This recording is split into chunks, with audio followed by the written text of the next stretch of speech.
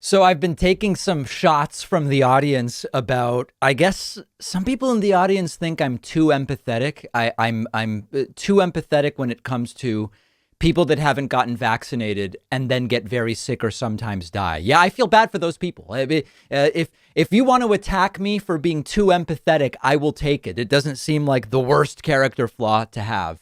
But I have an example for you today of someone who is apparently in a really bad position. And I don't really feel bad. And maybe now people will be mad that I don't feel bad. But the latest report is that Rudy Giuliani is reportedly close to broke. And now Donald Trump seems to have cut him off as well. There's a very interesting article in Mother Jones, which says, having raised more money than anyone else in the Republican Party so far this year, new filings show Donald Trump is flush with cash. Now, later we'll talk about what he's doing with some of that cash, and it's very grifty. Absolutely swimming in it. But even as the money flows in, the former president is reportedly stiffing one of his fiercest allies and loyal political surrogates, Rudy Giuliani, as the former New York mayor becomes increasingly ensnared in a federal investigation, reportedly costing him millions in legal fees. Here's the latest on the apparent fallout between the two men. Maggie Haberman tweeted, Giuliani allies are looking at the Trump money, even if it is an 82 million, and are aghast that Trump isn't helping Giuliani with legal fees. Trump doesn't care about anybody when they are no longer useful to him. That's always the case. It's no different with Rudy.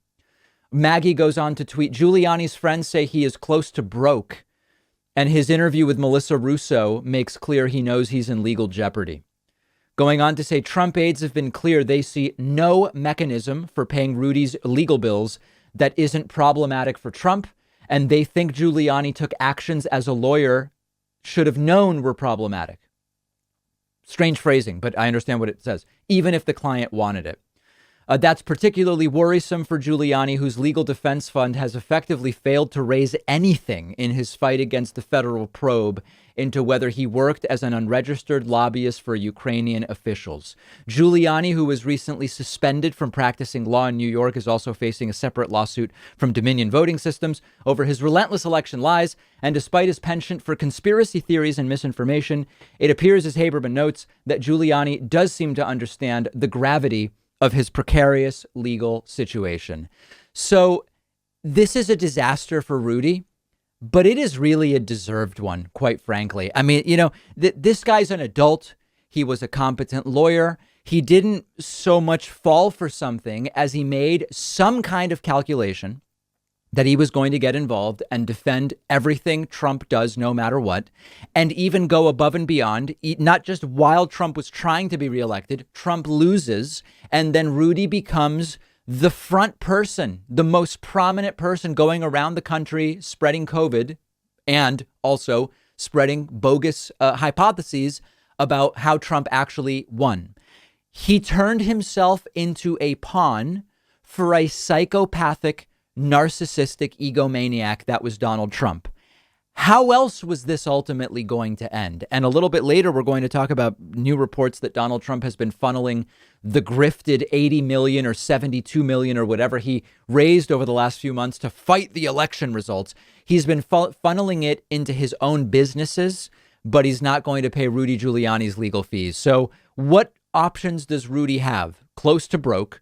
Couple things that come to mind. One, I don't know if you remember, but there were a few instances where Rudy mentioned that he has an insurance policy. He said that he has this insurance policy, which is some kind of evidence of Trump wrongdoing, and that if he were to have a problem with Trump, he would have this evidence of some kind as an insurance policy. Did he really have that? We don't know. Did he have it, but maybe it's not really of value anymore because it's part of what was seized when his home and office were raided by federal authorities a month or two ago? We don't know.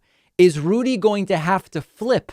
Although then it actually raises questions. It's complicated because Rudy was Trump's lawyer, but he was really only like his TV lawyer until after the election. Rudy actually started filing motions in courts.